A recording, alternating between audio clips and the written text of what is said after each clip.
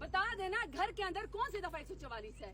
ये मेरा घर है ना, मुझे बता दे अगर मैंने किसी के घर के ऊपर कब्जा किया। नहीं, this is not something about to be relax.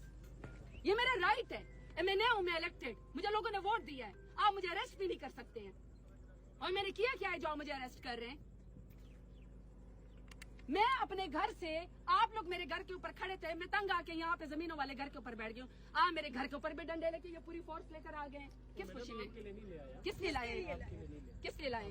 दहशतगर्द हूँ मैं, गद्दार हूँ मैं, बम वो किया है, क्या किया है मैंने? मैं अपने घर की दहलीज पे खड़े हूँ, आप मेरे घर की दहलीज पे आके मुझे चारों दीवारी को आप पामाल कर रहे हैं। और आप डंडे लेके, आपकी पुलिस आई है मुझे सिर्फ अकेले वो करने के लिए। किस लिए आप डंडे लेकर आए हैं? ये मेरा घर है। बता देना, मुझे कोई जवाब दे दे, मैंने क्या किया है। मैडम आपको पता है आपने क्या किया है, हम मजबूर हैं। क्या किया है मुझे बता देना, क्या किया है, हमने क्या करना है। चलो मुझे बता दे मैंने क्या किया है।